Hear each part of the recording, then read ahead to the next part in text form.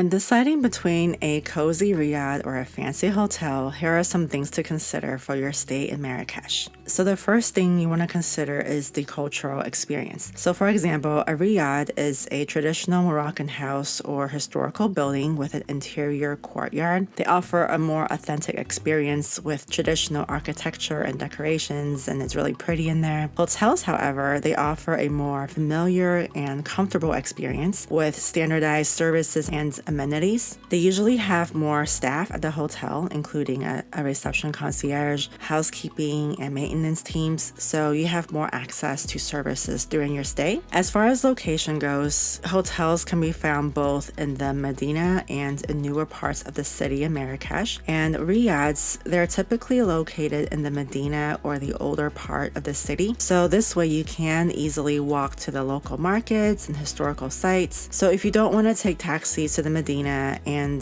if you know that you're going to be at the Medina every day, then you might want to stay close to the Medina, and walking might make Riyadh a better choice for you. But if you know that you will only be in the Medina like once or twice during your stay, then taxis are really cheap, and it's not a big deal if you prefer a quieter, more comfortable stay with access to front desk services. In that case, a hotel might be a better choice for you. Something else you might want to consider is the noise level during your stay. So for example, hotels, they often have better soundproofing and privacy. A lot of these buildings are newer than a riad would be. Riads can be noisier since they're typically located in the old town, and they aren't as soundproof as modern hotels. A lot of rooms have shared bathrooms or windows that open to the courtyard, which isn't super ideal if you want privacy. When you're in the riad, you're gonna hear people coming and going, as well as the sounds of the bustling Medina outside. So when considering a riad, you want to make sure to check the reviews on noise levels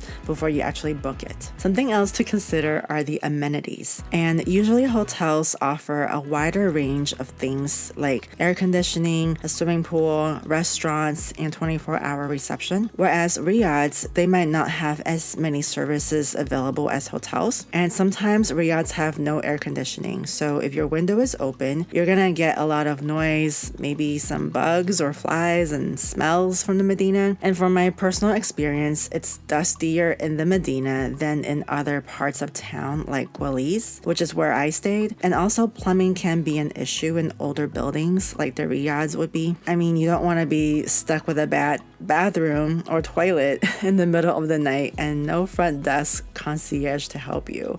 So that's something else to keep in mind.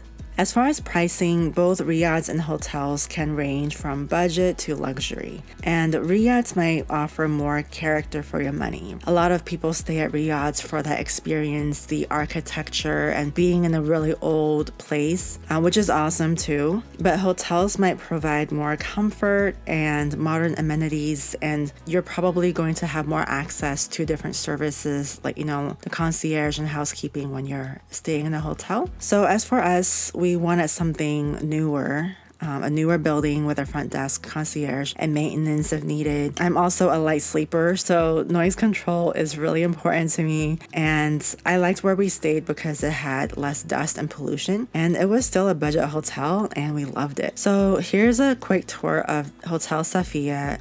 This is where we stayed, and this was actually cheaper than many riads out there, but it was newer and it was better located for our needs. So for me, the top priorities are cleanliness and safety, and this hotel had both. The hotel is very basic. There was no frills, but it was super clean and it was in a great location. And it was also convenient, and this is perfect for travelers who spend most of their day sightseeing and only returning to the hotel to, shower and sleep. And it also had excellent location because this is walking distance to the train station, and also the bus stop was really close by, right next to the train station, and it was on the main road, so taxis are readily available for trips to the airport or Medina. The neighborhood that this is in is Gualis, It's a more upscale neighborhood in Marrakech, and it was less dusty and polluted, and it just felt like a nicer stay. So here's a quick room tour. So we booked a double room. As you can see, it's basically 2 twin beds put together in the middle here. That's why the light switches you see here, they're kind of above the bed in the middle, because I think they would move the twin beds closer to the sides if a person booked 2 twins. As for the outlets, there are only 2 outlets for charging electronics, so you want to bring a charger with multiple ports. This is the one I used. I'm gonna link it in the description box below. And this is a very basic room. As you can see, there was no microwave, no tea kettle, fridge, iron, hair dryer. There were only 2 chairs in the room. But like I said, this was perfect if somebody is just,